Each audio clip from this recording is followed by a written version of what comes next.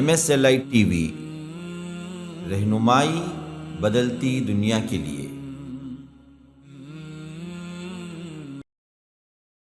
السلام علیکم ورحمۃ اللہ وبرکاتہ۔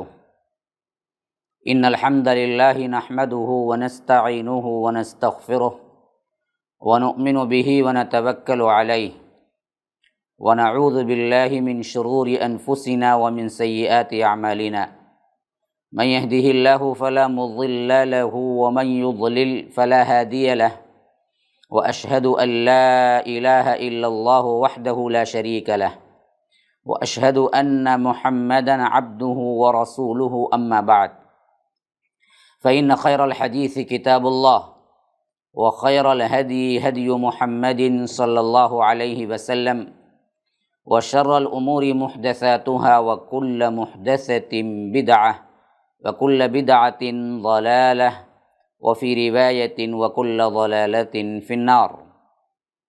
فأعوذ بالله السميع العليم من الشيطان الرجيم من همزه ونفثه ونفخه قل تعالوا أتل ما حرم ربكم عليكم ألا تشركوا به شيئا وبالوالدين إحسانا ولا تقتلوا أولادكم من إملاق نحن نرزقكم وإياهم ولا تقربوا الفواحش ما ظهر منها وما بطن ولا تقتلوا النفس التي حرم الله إلا بالحق ذلكم وصاكم به لعلكم تعقلون۔ اللهم أرنا الحق حقا وارزقنا اتباعه وأرنا الباطل باطلا وارزقنا اجتنابه۔ اللهم علمنا ما ينفعنا وانفعنا بما علمتنا وارزقنا علما۔ رب اشرح لي صدري ويسر لي امری واحلل عقدۃ من لسانی یفقہوا قولی۔ اس اللہ کے نام سے ابتدا جس کے ناموں کی کوئی انتہا ہی نہیں۔ ولو ان ما فی الارض من شجرۃ اقلام والبحر یمدہ من بعدہ سبعۃ ابحر ما نفدت کلمات اللہ۔ اس ذات اقدس پر کروڑوں درود و سلام ہوں جو تمام جہانوں کے لیے رحمت للعالمین بن کے آئے تھے۔ اللہم صلی علی محمد وعلی آل محمد کما صلیت علی ابراہیم وعلی آل ابراہیم انک حمید مجید وبارک علی محمد وعلی آل محمد کما بارکت علی ابراہیم وعلی آل ابراہیم انک حمید مجید۔ برادران اسلام، واجب الاحترام بزرگوں، دوستوں، عزیز ساتھیوں، لائق احترام ماؤں اور بہنوں، دورہ ترجمہ قرآن الحمدللہ ہر ہفتہ آپ کے سامنے پیش کیا جا رہا ہے۔ گزشتہ کا جو مضمون سورہ انعام کا ہم نے پڑھا وہ آیت نمبر 150 تک تلاوت ہو چکی اور اس کا ترجمہ ہم نے دیکھا۔ ابھی میں نے جو آپ کے سامنے جو آیت تلاوت کی ہے وہ سورہ انعام سورہ نمبر 6 آیت نمبر 151 151 تلاوت کی ہے۔ پچھلے آیتوں میں اللہ تبارک و تعالی نے مشرکین مکہ کے غلط عقائد اور ان کے خود ساختہ وہ عقیدے جو انہوں نے اللہ کی طرف جھوٹ منسوب کر رکھے تھے اس کے بارے میں تردید اور سخت ترین تردید کی کہ تم نے اللہ پر جھوٹ باندھا ہے اور نباتات میں، جانوروں میں، حیوانات میں تم نے تقسیم بندی اپنے طور پر کی اور اپنے مجاوروں اور خاص طور پر وہ طبقہ جو مذہبی پیشوا کی حیثیت رکھتا ہے ان لوگوں نے اختیار کی اپنے پیٹ پوجا کے لیے، لیکن اللہ کی طرف منسوب کیا۔ جیسے ہمارے بھی اندر بہت سے وہ بھائی جو بریلوی کہلاتے ہیں اور وہ لوگ بھی جو خاص کر علم نہیں رکھتے ہیں، ان معصوموں کو اسی طرح کا چکمہ دے کر، دھوکہ دے کر نظر و نیاز، فاتحہ، درود، فلاں فلاں ہر ایک کے لیے پیسہ مقرر کر کے سمجھتے ہیں کہ ہم اللہ کے لیے کر رہے ہیں، اس کا ثواب ملے گا، حالانکہ یہ صرف صرف اور صرف پیٹ بھرنے کے لیے کرتے ہیں۔ دین کو جتنا بگاڑا ہے ان پیٹ بھرے مولویوں نے، اتنا کسی نے نہیں بگاڑا۔ تو اللہ تبارک و تعالیٰ نے ان کا تردیدی طور پر پورا بیان پچھلی آیتوں میں کر دیا۔ اب اصل حرام کیا ہے؟ تم نے اپنے خود ساختہ طریقے ایجاد کر لیے، یہ طریقے اللہ نے نازل نہیں کیے، اگر ہے تو بتاؤ تم، ان کنتم صادقین، کچھ ہو تو بتائیں گے نا جی، کچھ بھی نہیں تھا۔ تو اب یہاں سے اللہ تبارک و تعالیٰ وہ بیان کر رہا ہے جو واقعتاً اللہ کی طرف سے حرام ہے، اور سب سے پہلے فرمایا کہ قل تعالوا، اللہ کے رسول صلی اللہ علیہ وسلم آپ کہیے ان سے کہ آؤ میں تمہارے رب نے تم پر کیا حرام کیا ہے یہ پڑھ کے سناؤں۔ اتل ما حرم ربکم علیکم اللہ تشرکوا بہ شیئا، اس میں سب سے پہلے تاکیدی طور پر حکم آیا ہے، حالانکہ حرام اور بھی چیزیں ہیں، خصوصیت سے یہاں پر اللہ تبارک و تعالیٰ ذکر کر رہا ہے میں تمہارے اوپر پڑھ کے سناؤں میں تمہیں کیا حرام ہے۔ اور یہ بھی نقطہ یاد رکھیے، ہمارے ذہنوں میں حرام آتا ہے تو سب سے پہلے کیا آتا ہے؟ شراب، جوا، زنا، خنزیر کا گوشت، یہ تمام چیزیں ذہن میں آتی ہیں، لیکن اصل سب سے بڑا حرام جو ہے نا وہ اللہ کے ساتھ کسی کو شریک کرنا، کسی بابا کو، کسی ولی کو، کسی پیر کو، کسی قبر کو، کسی جھنڈے کو، کسی بنڈے کو، کا کوئی بھی ہو، اللہ کے ساتھ، اللہ کے جو صفات ہیں ان کے ساتھ اس میں شریک کرنا، یا اللہ کے جیسا ان کو بھی قرار دینا۔ غائبانہ اللہ سنتا ہے یہ بھی سنتے ہیں، غائبانہ اللہ دیکھتا ہے یہ بھی دیکھتے ہیں، کائنات کے اندر اللہ کا اختیار چلتا ہے اور ان لوگوں کے اندر بھی اختیارات ہیں، یہ بھی بچہ دے سکتے ہیں، یہ بھی کیا ہے قسمت بنا سکتے ہیں، یہ بھی کیا ہے برائی کو ٹال سکتے ہیں، یہ بھی مصیبتوں کو ٹال سکتے ہیں، یہ بھی رزق دے سکتے ہیں، یہ بھی دولت دے سکتے ہیں۔ یہ جو عقیدہ رکھے ہوئے ہیں، خواہ وہ کوئی بھی ہو، کوئی بابا ہو، کوئی ولی ہو، کوئی کیا ہے پیر ہو، کوئی عبد القادر جیلانی ہو، کالے شاہ ولی ہو، معین الدین چشتی ہو، اجمیری ہو، فلاں ہو، حتیٰ کہ نبی کے بارے میں بھی یہ عقیدہ نہیں رکھ سکتے کہ یہ دینے والے ہیں یا کائنات میں ان کا اختیار چلتا ہے۔ یہ جو بھی عقیدہ رکھے گا وہ شرک ہے۔ تو سب سے بڑا حرام کیا ہے؟ یہی شرک ہے۔ قل تعالوا اتل ما حرم ربکم علیکم اللہ تشرکوا بہ شیئا، سب سے پہلی چیز جو ہے نا تم پر اللہ نے جو حرام کیا ہے وہ اللہ کے ساتھ شریک۔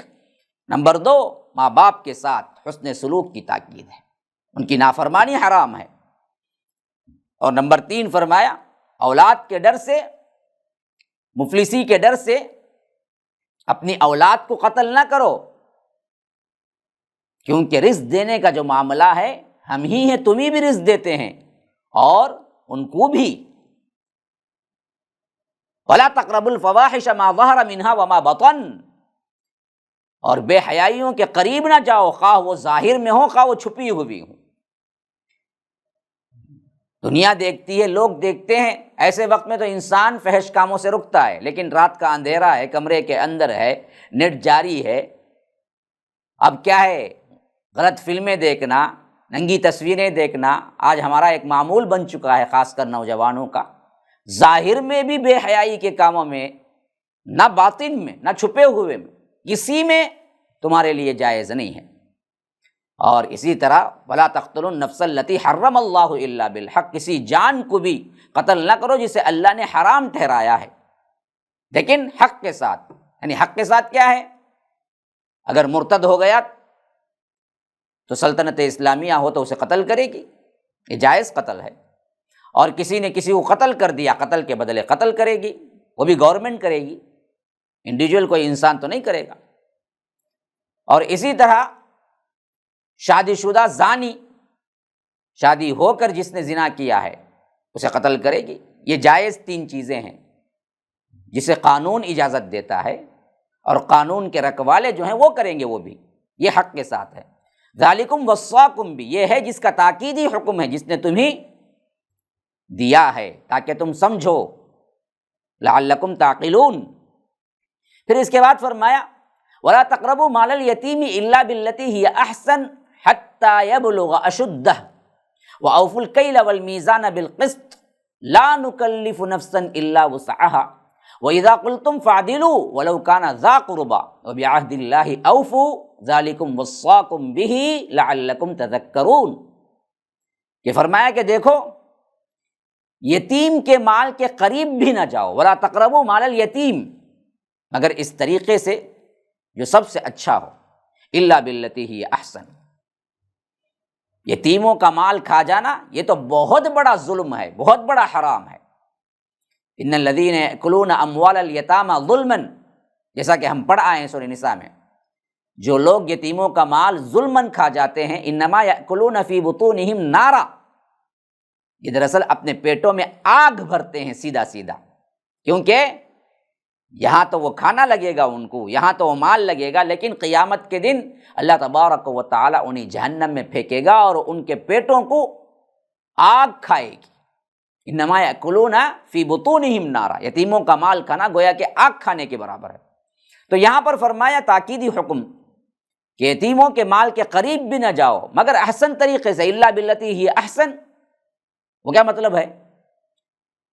وہ یہ کہ ان کا مال جو کچھ بھی اچھا ہو اس کو لے کر ردی کا مال رکھ دیا جائے، بیکار کا مال رکھ دیا جائے، چیز ان کی بدل دی جائے، یا وہ لوگ جلدی بڑے ہو جائیں گے یہ سوچ کر ان کا مال انہی پر کیا بے تحاشا خرچ کر دیا جائے، یا ان کے مال میں اپنے مال کو ملا کر یہ کہہ دیا جائے کہ ہم نے تو ان کو پالا ہے پوسا ہے تو اس میں خرچ ہو گیا۔ یہ سب چیزیں کیا ہیں؟ غلط ہیں۔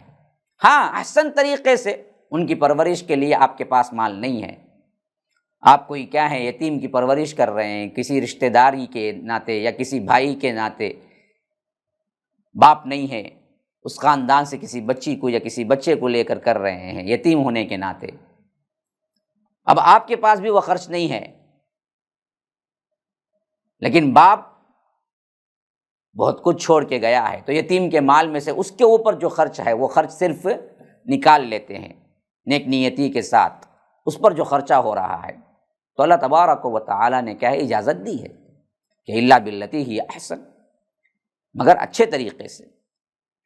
فرمایا کہ حتی یبلغ اشدہ، یہاں تک کہ وہ اپنی پختگی کو پہنچ جائے۔ ہاں مال کی نگرانی، یتیم کی نگرانی اس وقت تک ہے جب تک کہ وہ بلوغت کی عمر کو پہنچ جائے، بڑا ہو جائے، پھر اس کے بعد اس کو واپس کر سکتے ہیں۔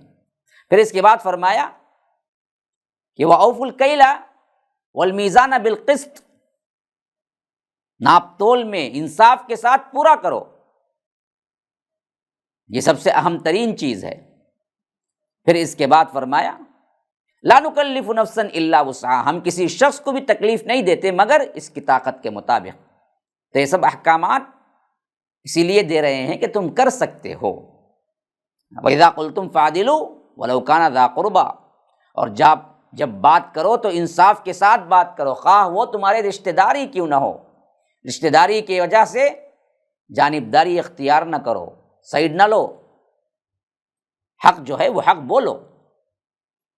وَبِعَهْدِ اللَّهِ أَوْفُوا، اور جو اللہ تبارک و تعالی سے عہد ہے اس کو پورا کرو، جو کچھ تم نے اللہ سے عہد کیا ہے، لا الہ الا اللہ، اللہ ہی کی عبادت کا یہ معاملہ، یہ بھی ایک عہد ہے، کلمہ بھی ایک عہد ہے، اسلام بھی ایک عہد ہے۔ پھر اس کے بعد فرمایا ذالکم وصاکم بہ، یہ ہے وہ جسے ہم دراصل کیا کر رہے ہیں، تم سے تاکیدی طور پر بات کر رہے ہیں، تاکیدی طور پر حکم دے رہے ہیں، لعلکم تذکرون، تاکہ تم نصیحت حاصل کرو۔ آگے فرمایا وَأَنَّ هَذَا صِرَاطِي مُسْتَقِيمًا فَاتَّبِعُوهُ وَلَا تَتَّبِعُوا السُّبُلَ فَتَفَرَّقَ بِكُمْ عَنْ سَبِيلِهِ ذَلِكُمْ وَصَّاكُمْ بِهِ لَعَلَّكُمْ تَتَّقُونَ۔ کہ لوگوں دیکھو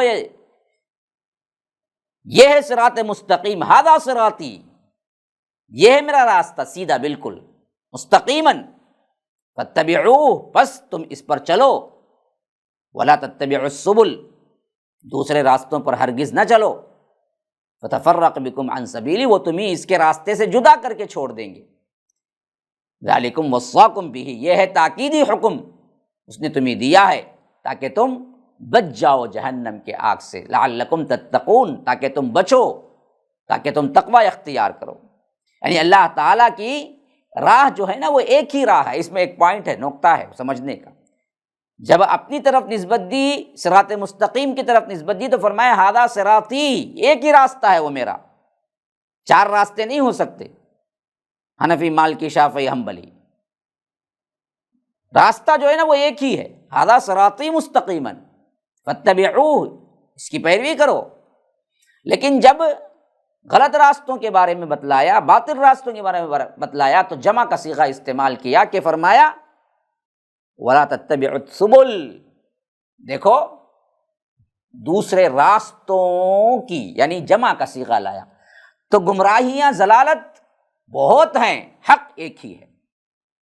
جنت تک پہنچانے والی راستہ، پہنچانے والا راستہ وہ ایک ہی ہے، لیکن شیطان نے گمراہ کرنے کے لیے کیا کیا؟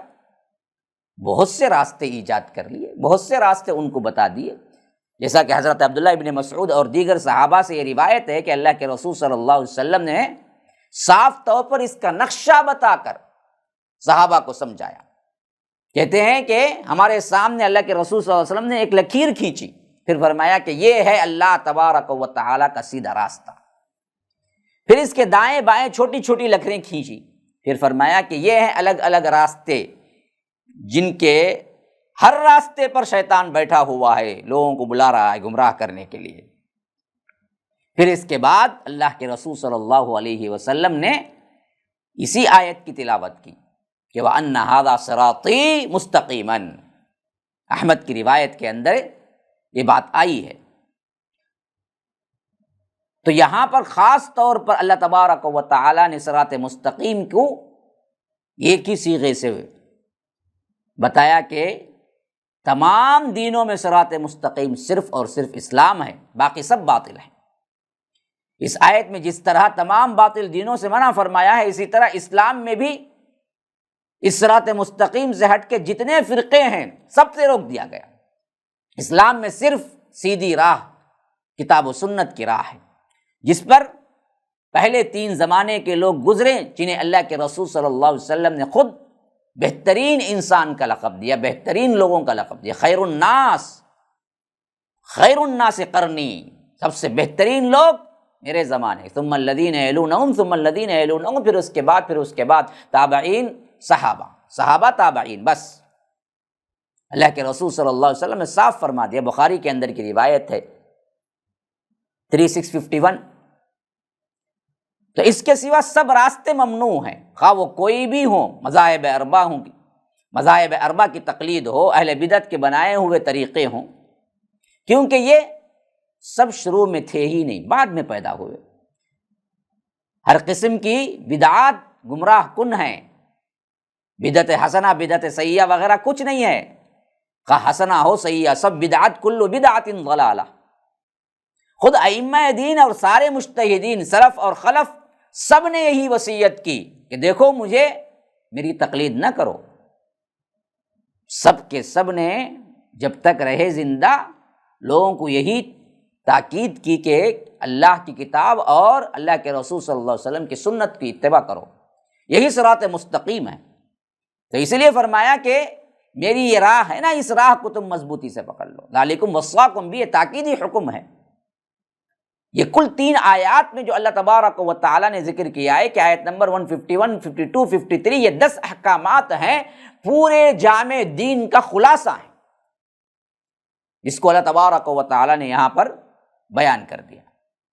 پھر اس کے بعد فرماتا ہے ثم آتینا موسیٰ الکتاب تماما علی الذی احسن وتفصیلا لکل شیء وہدی ورحمۃ لعلہم بلقاء ربہم یؤمنون۔ دیکھو پھر ہم نے ہی موسیٰ کو کتاب دی اس شخص پر نعمت پوری کرنے کے لیے جس نے نیکی کی اور ہر چیز کی بھی تفصیل اور ہدایت اور رحمت کے لیے، وہ اپنے رب کی ملاقات پر ایمان لے آئے۔ یعنی اللہ تبارک و تعالیٰ فرماتا ہے کہ ہم نے ہی موسیٰ کو کتاب دی، وَأَنَّ هَذَا صِرَاطِي مُسْتَقِيمًا فَاتَّبِعُوهُ وَلَا تَتَّبِعُوا السُّبُلَ فَتَفَرَّقَ بِكُمْ عَنْ سَبِيلِهِ ذَلِكُمْ وَصَّاكُمْ بِهِ لَعَلَّكُمْ تَتَّقُونَ ثُمَّ آتَيْنَا مُوسَى الْكِتَابَ۔ یعنی یہ جو سیدھی راہ ہے، اس سے پہلے یہ سیدھی راہ حضرت موسیٰ کے ذریعے ہم نے کیا ہے لوگوں کو بتایا۔ اب محمد الرسول اللہ آخری پیغمبر ہم نے بنا کے بھیجا ہے، تو ہم نے موسیٰ کو کتاب دی، اور ایسی کتاب جو کیا تھی، تمام مکمل نعمت ہر اس شخص کے لیے، اس کے لیے جو واقعتاً سیدھی راہ کو چاہتا ہے۔ ہاں، تماماً علی الذی احسن، تمام یہاں پر کیا ہے، اتمام کے معنی میں ہوا ہے کہ پورے کا پورا جو ضرورت کی چیز تھی سب ہم نے اس میں اتار دیا۔ کس میں؟ تورات میں۔ جب تک تورات رہی، اللہ تبارک و تعالی نے اس وقت کے انسانوں کو تمام چیزیں بیان کر دی اس میں، اور ہر اس شخص پر نعمت پوری کرنے کے لیے جو نیکی کرے، اور وہ تورات میں ساتھ ساتھ ہر چیز کی تفصیل بھی ہم نے رکھی، رہنمائی بھی رکھی، اس میں رحمت بھی رکھی۔ جو اوصاف قرآن کے تھے وہ اوصاف قرآن کے نازل ہونے سے پہلے تورات کے تھے۔ مقصد یہ تھا کہ بنی اسرائیل اپنے رب کی ملاقات پر ایمان لے آئے، یہ اصل مقصود تھا۔ تماماً علی الذی احسن وتفصیلا لکل شیء، جو کوئی بھی بھلائی کی طرف، جو کوئی بھی بہترین طریقے پر رہنا چاہے، ان پر اپنی نعمت پوری کر دے، اس واسطے ہم نے یہ تورات نازل کی۔ اور اس تورات کی بھی یہ صفت تھی کہ تفصیلا لکل شیء، جیسا قرآن کے لیے آئی ہے، اس وقت کے اعتبار سے ہر چیز کی اس کے اندر تفصیل رکھ دی، ہدایت رکھ دی، لوگوں کے لیے رحمت رکھ دی، تاکہ اس کے ذریعے سے لوگ ان کے رب کی ملاقات پر یقین کامل کر لیں، مومن بن جائے، آخرت کے عقیدے میں پختہ ہو جائیں۔ پھر اس کے بعد وَهَذَا كِتَابٌ أَنزَلْنَاهُ مُبَارَكٌ فَاتَّبِعُوهُ وَاتَّقُوا لَعَلَّكُمْ تُرْحَمُونَ، فرمایا کہ اور یہ کتاب ہے، اسے ہم نے نازل کیا ہے بڑی برکت والی، بس اس کی پیروی کرو اور بچ جاؤ تاکہ تم پر رحم کیا جائے۔ یہاں پر ہذا کتاب مراد اب قرآن ہے۔ قرآن سے پہلے تورات صراط مستقیم تھی، اور تورات وہ تمام صفات والی کتاب تھی جو رب نے قرآن کے اندر رکھا، ہدن رحمتن تفصیلا لکل شیء، یہ پورے کے پورے اوصاف قرآن کے بھی ہیں، لیکن قرآن سے پہلے تورات تھی۔ پھر اس کے بعد فرمایا اب دراصل یہ ہم نے نازل کر دی ہے، اور یہ کتاب کون سی کتاب ہے؟ یہ کتاب مبارک، انزلناہ مبارک، بڑی بابرکت کتاب ہے جو ہم نے نازل کی ہے۔ تو ہونا کیا چاہیے؟ فاتبعوہ، اس کی پیروی کرو، تمہارے پیروں کی، تمہارے اقوال کی، فلاں کے بزرگوں کا قول، فلاں یہ وہ، اس کی پیروی کا حکم نہیں دیا گیا، پیروی ہے قرآن و سنت کی۔ اور ڈرو، بچو، اتقوا لعلکم ترحمون، تقوی کی روش اختیار کرنے سے ہوگا کیا؟ رب کی رحمت تم پر ہوگی، اللہ تعالیٰ تم پر رحمت نازل کرے گا۔ تو پھر فرمایا ان تقولوا انما انزل الکتاب علی طائفتین من قبلنا وان کنا عن دراستہم لغافلین، فرمایا کہ یہ کام ہم نے کیوں کیا؟ مسلسل سیدھی راہ جو بھی ہے، جب جس قوم کو جو ضرورت تھی اس کے ذریعے انبیاء کو بھیج کر کتابیں نازل کر کے برابر ان کو سیدھی راہ بتلاتا رہا، اب قیامت تک کے لیے سیدھی راہ بن کے آ گئی۔ یہ سلسلہ ہم نے کیوں رکھا؟ اس واسطے کہ ایسا نہ ہو کہ تم کہو کتاب تو صرف ان دو گروہوں پر اتاری گئی ہے، یعنی یہود و نصارہ پر، تورات اور انجیل، جو ہم سے پہلے تھے، اور بے شک ہم ان کے پڑھنے پڑھانے سے یقیناً بے خبر تھے، یہ نہ تم کہنے لگو۔ اب قرآن جو آ گیا ہے نا، یہ اس واسطے ہے کہ تم یہ نہ کہنے لگو کہ اس سے پہلے تو ہمارے پاس صرف دو کتابیں تھیں، قرآن اگر نازل نہ ہوا ہوتا تو یہ عذر تم پیش کرتے۔ وہ تو تورات انجیل تھی جو وہ اپنے لیے کہتے تھے صرف، علی طائفتین، طائفتین میں مراد یہاں پر کیا؟ طائفہ کا مطلب ہے گروہ، طائفتین دو گروہ، کون کون؟ یہود و نصارہ پر، من قبلنا ہم سے پہلے جو اترا ہے، اور وَإِن كُنَّا عَن دِرَاسَتِهِمْ لَغَافِلِينَ، ہم تو غافل تھے اس کے پڑھنے پڑھانے سے، ہم کو معلوم بھی نہیں تھا یہ ہمارے لیے ہے۔ تو یہ عذر نہ کرو، اس واسطے اب قرآن سامنے آ گیا ہے کہ تمہیں کیا ہے، یہ عذر اس وقت قیامت کے دن پیش کر کے چھٹکارا نہیں پا سکتے۔ پھر فرمایا او تقولو، یا تم یوں کہو، لو انا انزل علینا الکتاب لکنا اہدی منہم فقد جاءکم بینۃ من ربکم وہدی ورحمہ فمن اظلم ممن کذب بآیات اللہ وصدف عنہا سنجزی الذین یصدفون عن آیاتنا سوء العذاب بما کانوا یصدفون۔ اللہ تبارک و تعالی فرماتا ہے یا یوں کہو تم، یہ عذر تلاش کرو، اگر واقعی ہم پر کتاب اتاری جاتی، انزل الکتاب، اگر ہم پر اللہ تبارک و تعالی کتاب اتارتا، انزل علینا الکتاب لکنا اہدی منہم، تو ہم ان سے زیادہ ہدایت والے ہوتے۔ یہ نہ کہو، اس واسطے ہم نے اب قرآن نازل کر دیا ہے، تم یہ نہ کہو اب، بلکہ یہ عذر تم کر ہی نہیں سکتے کہ اگر ہم پر کتاب نازل ہوتی، انزل علینا الکتاب لکنا اہدی منہم، ہم ان سے زیادہ ہدایت یافتہ ہوتے۔ اللہ کہتا ہے نہیں، فقد جاءت بینۃ من ربکم ورحمہ، بس بے شک تمہارے پاس تمہارے رب کی طرف سے ایک روشن دلیل اور ہدایت اور رحمت آ چکی ہے، یہ قرآن۔ اب اس سے بڑھ کر ظالم کون ہوگا کہ قرآن آنے کے باوجود بھی قرآن کی اتباع اور قرآن کو اپنا زندگی کا رہنما نہ بنائے۔ فقد جاءکم بینۃ من ربکم وہدی ورحمہ فمن اظلم ممن کذب بآیات اللہ وصدف عنہا، اس سے بڑا ظالم کون ہوگا جو اللہ کی آیتوں کو قرآن آنے کے باوجود بھی قرآن کو جھٹلائے اور کنارہ کشی اختیار کرے، اس سے کنارے کنارے ہو جائے، اس سے سبق نہ لے۔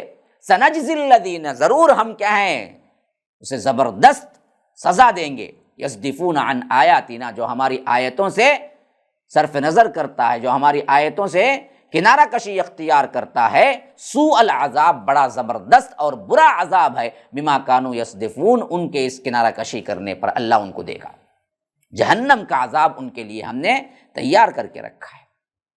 تو اللہ تبارک و تعالی نے گویا کہ دو عذر جو ہو سکتے تھے، اگر قرآن نازل نہ ہوتا تو وہ دونوں عذر بیان کر دیا کہ دیکھو یہ عذر ہو سکتے تھے لیکن اب نہیں ہو سکتے، کیونکہ قرآن تمہارے درمیان ہے۔ اب درمیان قرآن ہوتے ہوئے کوئی گمراہی کے راہ پہ چلتا ہے، کوئی شرک کے راہ پہ چلتا ہے، کوئی باباؤں کی باتوں میں آتا ہے، کوئی پیروں کے باتوں میں آتا ہے، کوئی کیا ہے گمراہ لوگوں کے باتوں میں آتا ہے، اور کل عذر پیش کرے گا کہ اے اللہ مجھے تو معلوم نہیں تھا نا، تو اللہ یہی کہے گا کہ ہم نے قرآن اتار دیا تھا، تو پڑھا نہیں، سمجھا نہیں، اس پر عمل نہیں کیا، تو اب یہ عذر قابل قبول نہیں ہوگا۔ یہ عذر اس وقت قابل قبول ہوتا جب ہم صرف انجیل اور تورات اتار کے چھوڑ دیتے، لیکن ہم نے انجیل اور تورات کے بعد قرآن کو اتار دیا، تمہارے اوپر کوئی عذر باقی نہ رہے، تو اب گمراہی کا راستہ اختیار کیا، قرآن کو نہیں پڑھا، بزرگوں کی راہوں پہ چلتے رہے، جو وہ کہتے ہیں بس اسی کو صحیح سمجھتے رہے، تو کل کے دن تم پکڑے جاؤ گے، اور اس وقت تمہارا کوئی عذر نہیں چلے گا، اور رب العالمین تمہاری اس طرح کی قرآن سے کنارہ کشی اور قرآن سے غافل رہنے پر بڑا برا عذاب دے گا، سوء العذاب، بڑا برا عذاب دے گا۔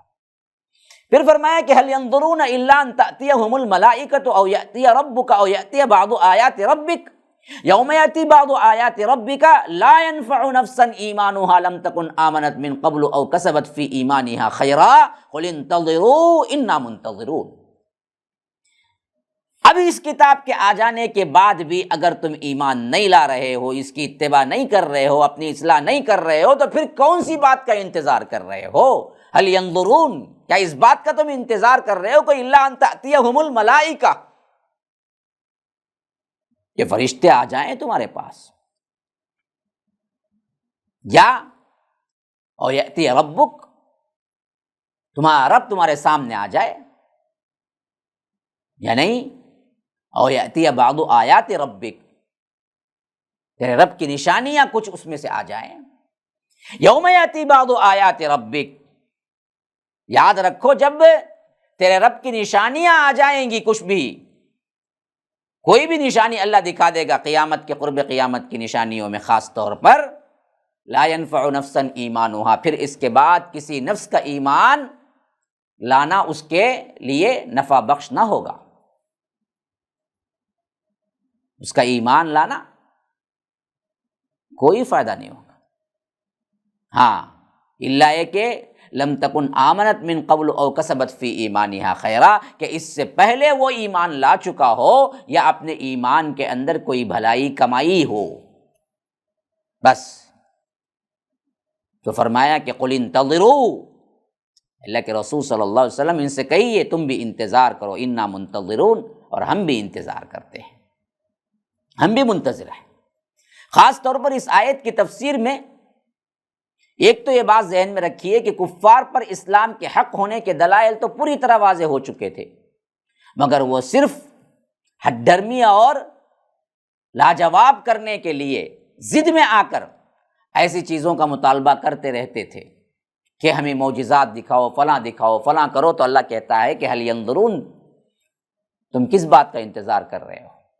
الا ان تأتیہم الملائکہ، ملائکہ آ جائیں، او یأتی ربک، کہ رب کیا ہے تمہارے سامنے آ جائے، او یأتی بعض آیات ربک، یا اللہ کی بعض نشانیاں آ جائیں، تو اس میں خاص طور پر مراد ہے قرب قیامت کی نشانیاں۔ اور احادیث کی تفصیل میں معلوم ہوتا ہے کہ او یأتی بعض آیات ربک میں سب سے اہم ترین نشانی وہ ہے جو سورج کا مغرب سے طلوع ہونا ہے، جس کے بارے میں فرمایا کہ اگر سورج جو کہ مشرق سے طلوع ہو رہا ہے مغرب سے طلوع ہو جائے گا، تو پھر اس کے بعد اللہ تبارک و تعالی کوئی بھی ایمان والے کا ایمان نفع نہیں دے گا، قبول نہیں کرے گا۔ ہاں، صحیح طور پر روایتیں اس بات کی شاہد ہیں۔ جب یہ نشانیاں آ جائیں گی، سورج کا مغرب کا طلوع ہونا، جیسا کہ ابو ہریرہ راوی ہیں، اللہ کے رسول صلی اللہ علیہ وسلم نے فرمایا کہ قیامت قائم نہیں ہوگی یہاں تک کہ سورج کے مغرب سے طلوع ہوگا۔ جب اسے لوگ دیکھیں گے تو جو بھی زمین پر ہوں گے ایمان لے آئیں گے، تو وہ اس وقت ہوگا جب کسی جان کو ان کا ایمان فائدہ نہیں دے گا جو اس سے پہلے ایمان نہ لائی ہوگی۔ اس سے پہلے اگر لا لیے لیکن اس کے بعد نہیں۔ بخاری کی روایت ہے 4635 کے اندر۔ اسی طرح حضرت ابو ہریرہ راوی ہیں، اللہ کے رسول صلی اللہ علیہ وسلم نے فرمایا 3 نشانیاں جب نمودار ہو جائیں گی تو کسی شخص کو اس کا ایمان فائدہ نہ دے گا جو اس سے پہلے ایمان نہ لایا ہو، یعنی نشانیوں کو آنے سے پہلے ایمان نہ لایا ہو۔ اس میں کون سے ہیں؟ اور اپنے ایمان میں کوئی نیکی نہ کما لی ہو، صرف ایمان لانا نہیں بلکہ ایمان کی حالت میں کوئی اچھا کام، کوئی نیکی نہ کر لیا ہو۔ 3 نشانیاں، اس میں سے ایک سورج کا طلوع ہونا مغرب سے، دجال کا آنا، اور زمین سے جانور کا نکلنا۔ یہ بھی کیا ہے؟ مسلم کی روایت ہے 158 حدیث نمبر۔ اسی طرح حضرت عبداللہ بن عمرو سے روایت ہے کہ اللہ کے رسول صلی اللہ علیہ وسلم نے فرمایا کہ قیامت کی نشانیوں میں سب سے پہلے نکلنے والی نشانی مغرب سے سورج کا طلوع ہونا ہے، اور زمین سے ایک جانور کا دوپہر کے وقت لوگوں کے سامنے نکلنا ہے۔ دونوں میں سے جو بھی پہلے ہوئی دوسری بالکل ہی قریب ہو جائے گی۔ یہ حدیث بھی کیا ہے؟ مسلم کے اندر موجود ہے 2940 پر 1۔ تو ان تمام سے معلوم ہوا کہ او یأتی بعض آیات ربک سے مراد ہے خاص طور پر سورج مغرب سے طلوع ہونا، اور یہ ہو گیا لا ينفع نفسا ایمانھا، تو کسی کا ایمان لانا کسی نفس کے لیے فائدہ نہیں دے گا، لم تکن آمنت من قبل او کسبت فی ایمانھا خیرا، کہ اللہ ہے کہ وہ اس سے پہلے ایمان لا چکا ہو اور اس ایمان کی حالت میں کوئی نیکی کر چکا ہو۔ تو تم اس بات کا انتظار کر رہے ہو کیا؟ رب کہتا ہے قل انتظروا انا منتظرون۔ اچھا ایسا ہے تو انتظار کرو تم بھی، ہم بھی دراصل منتظر ہیں۔ پھر فرمایا کہ یہ بہت پورے فرقوں کو کاٹ کر رکھ دینے والی آیت ہے۔ فرمایا یہ یاد رکھ لیجئے، سورہ انعام سورہ نمبر 6 آیت نمبر 159، کبھی نہیں بھولنا۔ ان الذین فرقوا دینہم وَكَانُوا شِيَعًا لَسْتَ مِنْهُمْ فِي شَيْءٍ إِنَّمَا أَمْرُهُمْ إِلَى اللَّهِ ثُمَّ يُنَبِّئُهُمْ بِمَا كَانُوا يَفْعَلُونَ، کہ فرمایا کہ بے شک وہ لوگ جنہوں نے اپنے دین کو ٹکڑے ٹکڑے کر لیا، جدا جدا کر لیا، فرقوا دینہم، کئی گروہوں میں بڑھ گئے، وَكَانُوا شِيَعًا لَسْتَ مِنْهُمْ فِي شَيْءٍ، تو کسی چیز میں بھی اے اللہ کے رسول صلی اللہ علیہ وسلم آپ نہیں ہیں، کسی چیز میں بھی ان میں سے آپ نہیں ہیں، کوئی فرقے میں اللہ کے رسول صلی اللہ علیہ وسلم نہیں ہے۔ جو فرقے بنا لیے وہ سب ان کے اپنے اپنے کیا ہیں؟ پیروں کے، ان کے اپنے اپنے گروہوں کے لیڈروں کے، ان کے اپنے اپنے جو کچھ بھی انہوں نے بنانے تھے امام، اپنے اپنے اماموں کے بنا لیے ہیں، اس میں اللہ کے رسول صلی اللہ علیہ وسلم تو نہیں ہے۔ صراط مستقیم جو اللہ کے رسول صلی اللہ علیہ وسلم نے دیا اسی میں ہے۔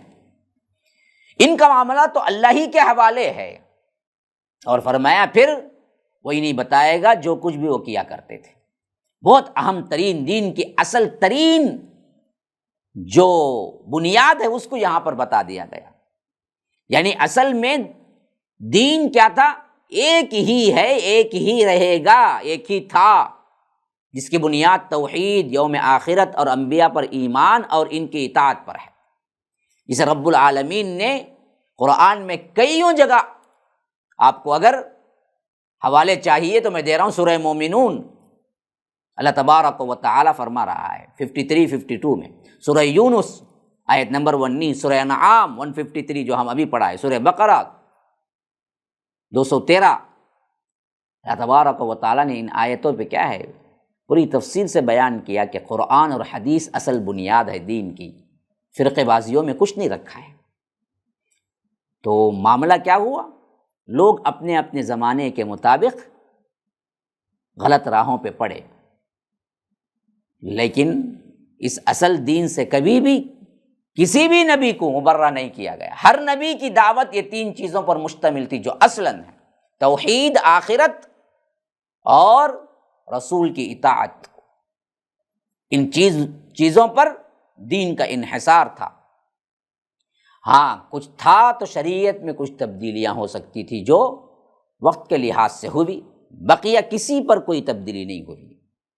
اور نبی آخر الزماں صلی اللہ علیہ وسلم کی آمد پر تو اللہ تعالیٰ نے قیامت تک کے لیے ہر انسان کے لیے ان پر ایمان لانا اور ان کے طریقے پر چلنا لازم کر دیا۔ اب کوئی بھی اپنا الگ جداگانہ کوئی راستہ اختیار کر ہی نہیں سکتا، خواہ وہ کر کے اگر کچھ بھی کر لے، لیکن وہ اللہ کے پاس مسلم نہیں مانا جائے گا۔ کوئی بھی ہو، دہریہ ہو، مشرک ہو، یہودی ہو، نصرانی ہو، کتنا بھی اچھا عمل کر لے، اگر وہ اللہ کے رسول صلی اللہ علیہ وسلم کو نہ مانتا ہو تو پھر تو کیا ہے، کوئی اس کی اہمیت نہیں ہے۔ تو فرقہ بازیوں میں مت پڑو مسلمانوں۔ اسی واسطے اللہ کے رسول صلی اللہ علیہ وسلم، ابو ہریرہ کی روایت ہے، فرمایا کہ یہود 71 فرقوں میں اور نصارہ 72 میں، اور میری امت 73 فرقوں میں تقسیم ہو جائے گی۔ بتلانا مقصود یہ تھا کہ دیکھو اس طرح کی تقسیم بندی میں تم شامل نہ ہونا۔ ابو داؤد کی روایت ہے، اور اسی طرح یہ روایت ترمذی میں بھی آئی ہے 2640، اور ابن ماجہ میں آئی ہے 3909 پر 2، ابن حبان میں آئی ہے 6730 پر 1۔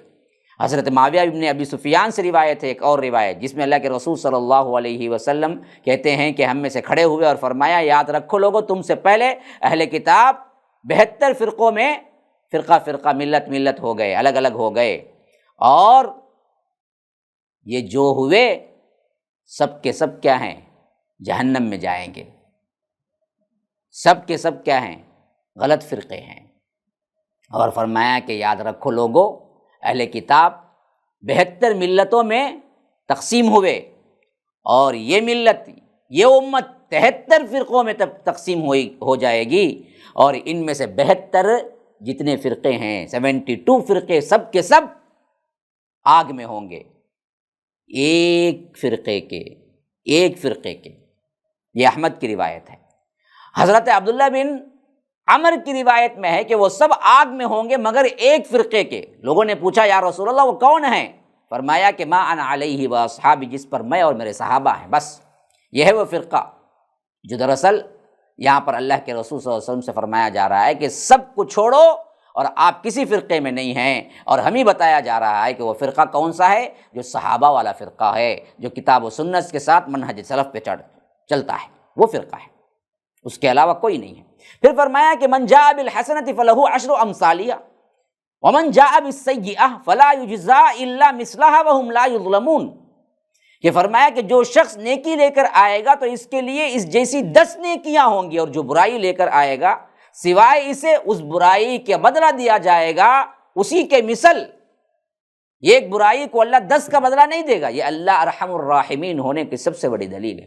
اچھائی کر کے آؤ گے تو ایک اچھائی کا بدلہ ہم 10 گنا دیں گے، برائی کر کے آؤ گے تو ہم برائی کا بدلہ بالکل ایک ہی برائی دیں گے، اس کے مثل دیں گے، وہم لا یظلمون، ہرگز بھی ظلم نہیں کیا جائے گا تم پر۔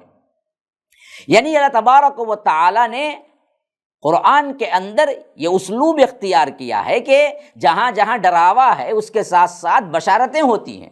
تو فرمایا کہ دیکھو اوپر اللہ تبارک و تعالی ڈرا رہا ہے کہ ڈرو، صراط مستقیم پر چلو، اگر چلنا تمہیں منظور ہو گیا تو پھر بشارت بھی دے رہا ہے کہ دیکھو تمہاری ایک نیکی بھی اگر میرے پاس پہنچے گی تو اس نیکی کو ہم تمہیں کیا ہے 10 گنا بنا کے واپس لوٹائیں گے۔ ہاں، اللہ تبارک و تعالی نیکی کا جو اصول بیان کیا ہے وہ دراصل کیا ہے، اپنے فضل پہ رکھا ہے۔ نیکی کا جو بدلہ اللہ دے گا وہ اپنے فضل پہ رکھا ہے، جتنا چاہا بڑھا دیا، لیکن برائی کا جو بدلہ رکھا ہے اللہ نے وہ اپنے عدل پہ رکھا ہے، ایک برائی کا بدلہ ایک ہی دے گا، لیکن اچھائی کا بدلہ اپنے فضل پہ رکھا ہے، 1 نہیں 2 نہیں 3 نہیں 10 نہیں، بعض جگہ تو 700 گنا بھی آیا ہے کہ ہم کیا کریں گے، اس نیکی کو 700 گنا بدلا کے دیں گے۔ جیسا کہ یہ انفاق فی سبیل اللہ کے سلسلے میں سورہ بقرہ 261 میں فرمایا کہ مثل الذین ينفقون اموالهم فی سبیل اللہ کمثل حبۃ انبتت 7 سنابل فی کل سنبلۃ 100 حبۃ، تو ایک کا 700 ہو گیا یہاں پر۔ تو اسی لیے فرمایا کہ دیکھو میں ایک نیکی جو تمہیں دیتا ہوں اس ایک نیکی کے بدلہ 10 دیتا ہوں، لیکن میرا رحم یہ ہے کہ برائی کو میں 10 نہیں کرتا ہوں، صرف اسی کے مثل فلا یجزا الا مثلھا، ایک برائی کا ایک ہی بدلہ ملے گا، وہم لا یظلمون، تم پر ہرگز بھی ظلم نہیں کیا جائے گا۔ پھر فرمایا کہ اللہ کے رسول آپ کہہ دیجئے قل اننی ہدانی ربی الی صراط مستقیم دینا قیما ملت ابراہیم حنیفا وما کان من المشرکین، کہ آپ کہہ دیجئے بے شک مجھے تو میرے رب نے سیدھے راستے کی طرف رہنمائی کر دی ہے، ہاں ہدانی ربی الی صراط مستقیم دینا قیما ملت ابراہیم حنیفا، جو مضبوط ترین دین ہے، ابراہیم کی ملت جو ایک ہی ہے، ہاں وہ ایک ہی طور پر وہ یکسو ہو گیا تھا، ایک ہی طرف کا تھا، حنیف تھا وہ، اسی حنیف کی طرف مجھے بھی کیا ہے چلنے کی پیروی کرنے کا حکم ملا ہے، اور وما کان من المشرکین، وہ مشرکوں میں سے ہرگز بھی نہیں تھا۔ تو یہاں پر صاف کہہ دیا گیا کہ دیکھو سورت کی جو اینڈنگ اب آ رہی ہے نا، میں نے آپ کو بتایا تھا سورت کی ابتدا میں اصل مضمون توحید، شرک کا ابطال، اور ساتھ ساتھ رسالت کے اعتبار سے کتنے شکوک و شبہات ہیں اس کا جواب۔ تو اب یہ اینڈنگ سورت آ رہی تھی تو پوری سورت میں توحید کے دلائل کو ثابت کرنے اور مشرکین کی تردید کرنے کے بعد آخر میں پھر خلاصے کے طور پر چند حقائق بیان کر کے فرما رہا ہے کہ یہ قیم ہے، یہ دین قیم ہے، یہ مضبوط ترین دین ہے۔ ہاں، قیام کے معنی میں مصدر ہے، جسے مبالغے کے طور پر دین کی صفت قرار دیا ہے۔ تو معلوم ہوا کہ اگر ہم کہیں عربی میں کہ زید عدل، تو اس کا معنی ہوگا زید بہت عادل ہے، بہت عادل ہے، تو گویا کہ سراسر عدل والا ہے۔ اسی طرح دیناً قیماً کا معنی ہوگا دین جو نہایت ہی قائم، مضبوط اور سیدھا ہے۔ اور ساتھ میں بتایا کہ وما کان من المشرکین سے کہ مشرکین مکہ یہود و نصارہ اصل میں اس زعم میں مبتلا تھے کہ وہ دین ابراہیمی پر ہیں، خاص کر مشرکین مکہ، ان کا خیال تھا کہ یہ دین ابراہیمی پر ہے۔ فرمایا کہ دیکھو دین ابراہیم پر ہو تو یاد رکھو جس کے بارے میں تمہارا دعویٰ ہے، جس ابراہیم کو ماننے کا دعویٰ ہے علیہ السلام، وہ کبھی بھی شرک نہیں کرتے تھے، وہ کبھی بھی شرک کرنے والوں میں سے نہیں تھے، وہ تو سخت ترین نفرت کرتے تھے شرک سے۔ تم ان کی بات کر کے، ان کا نام لے کر، ان کے راستے کا کیا ہے دعویٰ کر کے تم شرک کرتے ہو بعینی، اسی طرح جس طرح آج ہمارے مسلمان شیخ عبد القادر جیلانی کا نام لے کر ان کے قبروں پر ان کو پکارنا، شرکیہ افعال کرنا، حالانکہ وہ پوری زندگی تو توحید بولے، ان کی کتابیں آج بھی موجود ہیں جس میں توحید سے بھری ہوئی ہیں۔ پھر فرمایا کہ آپ کہہ دیجئے قل ان صلاتی ونسکی ومحیایا ومماتی للہ رب العالمین، آپ کہہ دیجئے بے شک میری نماز، میری قربانی، میری زندگی اور میری موت اللہ کے لیے ہے جو جہانوں کا رب ہے۔ ہر عبادت میری اللہ ہی کے لیے۔ ان صلاتی خصوصیت سے کیا ہے ذکر کیا، حالانکہ صلاۃ کے اندر بھی پوری اعضاء و جوارح سے انجام دینے والی ہر عبادت کیا ہے اس کے اندر آ جاتی ہے، لیکن ساتھ میں پھر فرمایا کہ وہ نسکی، حالانکہ نسک کا ایک معنی حج کے طور پر بھی لیا گیا لیکن قربانی کے طور پر بھی آیا ہے، اور اسی طرح عبادت کے ہر طریقے کو نسک کہتے ہیں، لیکن پھر بھی خصوصیت کے ساتھ لوگ غیر اللہ کا ذبح کرتے تھے نا، تو خصوصیت سے یہاں معنی قربانی کا اختیار کیا گیا ہے کہ میری نماز، میری قربانی، محیایا و مماتی، میری زندگی، میری موت للہ، اللہ ہی کے لیے ہے جو جہانوں کا پروردگار ہے۔ تو صاف یہاں پر معلوم ہو گیا کہ کسی اور کے لیے ذبح کرنا، قربانی کرنا صراحتاً حرام اور شرک ہے، اور اللہ تبارک و تعالیٰ نے گویا کہ اللہ کے رسول صلی اللہ علیہ وسلم سے کہلوا کر یہ پیغام امت کو دے رہا ہے کہ قیامت تک یہی حکم ہے تمہارے لیے کہ تم عبادت کا کوئی بھی حکم اور کوئی بھی حرکت، جنبش کسی اور کے لیے نہیں ہونی چاہیے، جو بھی عبادت ہے وہ صرف اللہ کے لیے ہونی چاہیے۔ اور وہ کون ہے؟ لا شریک لہ وبذالک امرت وانا اول المسلمین، جس کا کوئی شریک نہیں ہے اور مجھے اسی کا حکم دیا گیا ہے، اور میں حکم ماننے والوں میں سب سے پہلا فرما بردار ہوں۔ وانا اول المسلمین، اللہ کے رسول آپ صاف کہہ دیجیے میں ماننے والوں میں سب سے پہلے ہوں، جو حکم تمہیں سنا رہا ہوں اس کا اتباع میں خود کر رہا ہوں۔ اللہ تبارک و تعالیٰ کے ساتھ کوئی شریک نہیں ہے، اسی کا مجھے حکم ہے، اور اس توحید کو قائم کرنے میں، جان دینے میں، تن من دھن لگانے میں میں خود سب سے پہلا مسلمان ہوں۔ قل، آپ ان سے پوچھئے، کہہ دیجئے، اغیر اللہ ابغی ربا وہو رب کل شیء ولا تکسب کل نفس الا علیہا ولا تزر وازرۃ وزر اخری ثم الی ربکم مرجعکم فینبئکم بما کنتم فیہ تختلفون۔ اللہ تبارک و تعالیٰ پوچھتا ہے، ذرا ان سے پوچھئے کیا میں اللہ کے سوا کوئی اور رب تلاش کر لوں؟ ابغی ربا، ارے بدبختو، جو رب مجھے کیا ہے کھلایا پلایا، زندگی سے نوازا، جس میں وہ اکیلا ہے، کوئی اس کا شریک نہیں ہے، تمہاری رعایت کرتے ہوئے، تمہاری باتوں کو سنتے ہوئے میں اس رب سے باغی ہو جاؤں، میں اس رب کے علاوہ کوئی اور رب تلاش کر لوں؟ یہ ہو سکتا ہے؟ کبھی، ہرگز بھی نہیں۔ غیر اللہ ابغی ربا وہو رب کل شیء، حالانکہ وہ ہر چیز کا رب ہے، تمہارا بھی رب ہے۔ اس کی رحمانیت اور رحیمیت ہے کہ تمہاری نافرمانی کے باوجود بھی تمہیں زندگی دے رکھا ہے، ورنہ اگر تم نافرمانی کرتے اور اللہ کا اصول یہ ہوتا فوراً پکڑ لیتے تو تم زمین پر سانس نہیں لیتے۔ یہ میرے رب کا احسان ہے کہ نافرمان کو بھی اللہ رزق دیتا ہے۔ تو فرمایا کہ میں کیسے کسی اور رب کو تلاش کر لوں، جبکہ رب ایک ہی ہے جو پوری کائنات کو بنایا، وہ رب کل شیء ولا تکسب کل نفس الا علیہا، اور کوئی جان کمائی نہیں کرتی مگر اپنے آپ پر، ولا تزر وازرۃ وزر اخری، اور نہ کوئی جان کسی دوسرے کا بوجھ اٹھائے گی سوائے اپنے کے۔ یعنی بتا دیا گیا ہے کہ جو کچھ شریعت کے احکامات ہیں میرے رب نے جو تمہیں دیے ہیں وہ وہی دیے ہیں جس کو تم کر سکتے ہو۔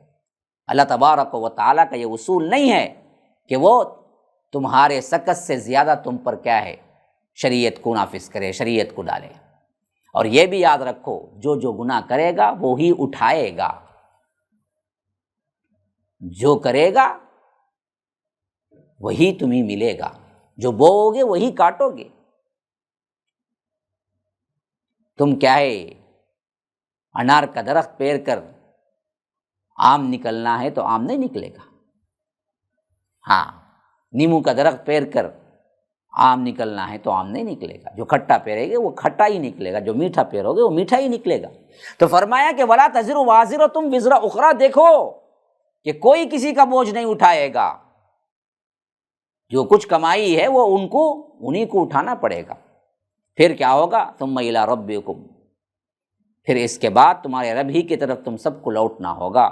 وہ تمہیں بتائے گا اس وقت جس میں تم اختلاف میں پڑے ہوئے ہو، آج کہ یہ صحیح ہے یہ غلط ہے، قرآن پڑھے بغیر فرقوں کے اختلافات میں جو پڑے ہوئے ہو، نہ کل قیامت کے دن اللہ تبارک و تعالیٰ بتا دے گا کہ حق تو صرف کتاب و سنت کے اندر تھا، تم کہاں بھٹکتے پھرتے تھے۔ تو اللہ تبارک و تعالیٰ یہاں صاف کہہ دیا ہے کہ کوئی کسی کا بوجھ نہیں اٹھائے گا، وَلَا تَزِرُ وَازِرَةٌ وِزْرَ أُخْرَىٰ، تو تم نے جو کمائی کی ہے اس پر نظر رکھو، فلاں بچا لیں گے، یہ کر لیں گے، کوئی بچانے والا اس دن نہیں آئے گا۔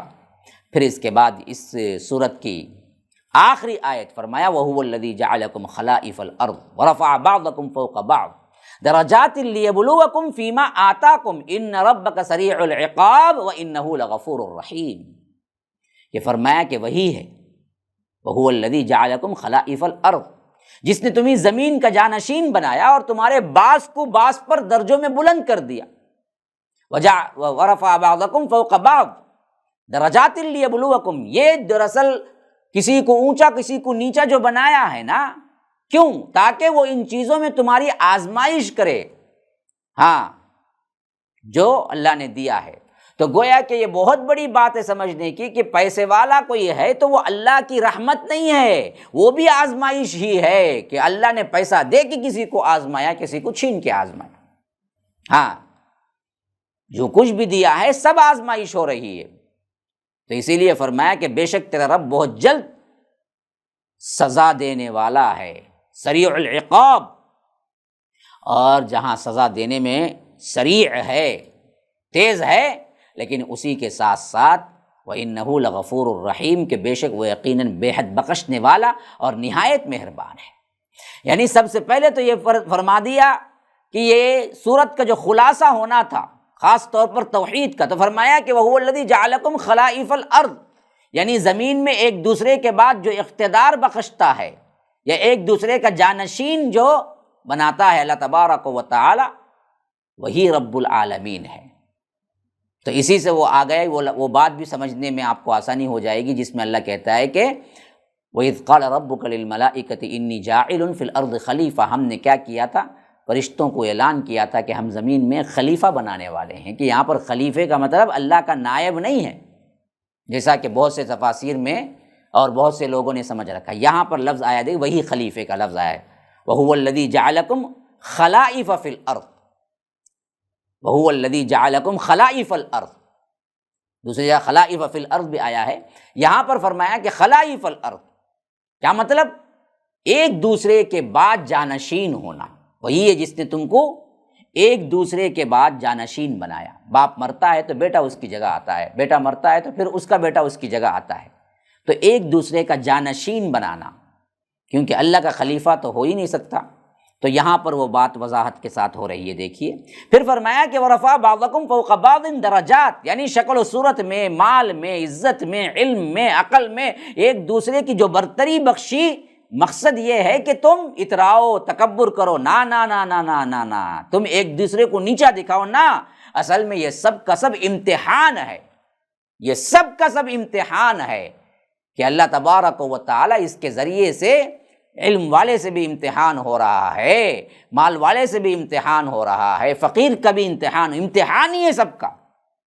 اگر اس امتحان میں کوئی کفر اختیار کرے گا تو ناکام ہوگا اور سزا اس کو بہت جلد مل جائے گی، ہاں، کیونکہ اللہ تبارک و تعالی بہت جلد حساب لینے والا ہے۔ موت تو یقیناً آنے والی ہی ہے نا، لیکن اگر تم اللہ تبارک و تعالی کی بات مان لو تو اللہ تبارک و تعالیٰ کو بہت ہی رحیم اور غفور پاؤ گے۔ ہاں، ان ربک سریع العقاب وانہ لغفور الرحیم، اللہ تو وہ ہے جو بندوں کے لیے بڑا ہی غفور اور رحم کرنے والا ہے۔ الحمدللہ، یہاں پر سورہ انعام مکمل ہوا اور اس کے بعد ہم سورہ اعراف شروع کریں گے انشاءاللہ اگلی مجلس میں۔ تب تک کے لیے اجازت دیجیے۔ هذا وباللہ التوفیق وصلی اللہ وسلم علی نبینا محمد۔ اسأل اللہ لی ولکم ولسائر المسلمین من کل ذنب فاستغفروہ انہ هو الغفور الرحیم۔ والسلام علیکم ورحمۃ اللہ وبرکاتہ۔